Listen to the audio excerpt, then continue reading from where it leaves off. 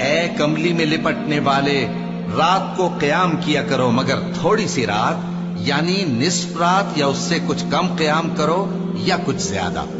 اور قرآن کو اچھی طرح ٹھہر ٹھہر کر پڑھا کرو۔ ہم ان قریب تم پر ایک بھاری فرمان نازل کریں گے، کچھ شک نہیں کہ رات کا اٹھنا نفس کو سخت پامال کرتا ہے، اور اس وقت ذکر بھی خوب درست ہوتا ہے۔ دن کے وقت تو تمہیں اور بہت سے شغل ہوتے ہیں، تو اپنے پروردگار کے نام کا ذکر کرو اور ہر طرف سے بے تعلق ہو کر اسی کی طرف متوجہ ہو جاؤ۔ وہی مشرق اور مغرب کا مالک ہے، اس کے سوا کوئی معبود نہیں، تو اسی کو اپنا کارساز بناؤ۔ اور جو دل آزار باتیں یہ لوگ کہتے ہیں ان کو سہتے رہو، اور خوبصورتی سے ان سے کنارہ کش رہو، اور مجھے ان جھٹلانے والوں سے جو دولت مند ہیں سمجھ لینے دو، اور ان کو تھوڑی سی مہلت دے دو۔ کچھ شک نہیں کہ ہمارے پاس بیڑیاں ہیں اور بڑی زبردست آگ ہے، اور گلے میں اٹکنے والا کھانا ہے، اور درد دینے والا عذاب ہے۔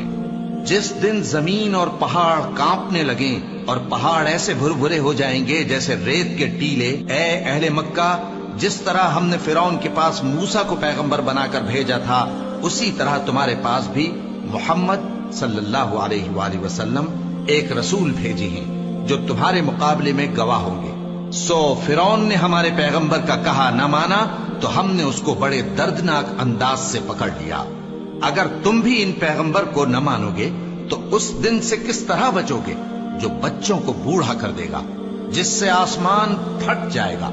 یہ اس کا وعدہ پورا ہو کر رہے گا۔ یہ قرآن تو نصیحت ہے، سو جو چاہے اپنے پروردگار تک پہنچنے کا راستہ اختیار کر لے۔ تمہارا پروردگار خوب جانتا ہے کہ تم اور تمہارے ساتھ کے لوگ کبھی 2/3 رات کے قریب اور کبھی آدھی رات اور کبھی تہائی رات قیام کیا کرتے ہو، اور اللہ رات اور دن کا اندازہ رکھتا ہے۔ اس نے معلوم کیا کہ تم اس کو نبھا نہ سکو گے، تو اس نے تم پر مہربانی کی، پس جتنا آسانی سے ہو سکے اتنا قرآن پڑھ لیا کرو۔ اس نے جانا کہ تم میں بعض بیمار بھی ہوں گے، اور بعض اللہ کے فضل یعنی معاش کی تلاش میں ملک میں سفر کریں گے، اور بعض اللہ کی راہ میں لڑیں گے، تو جتنا آسانی سے ہو سکے اتنا قرآن پڑھ لیا کرو،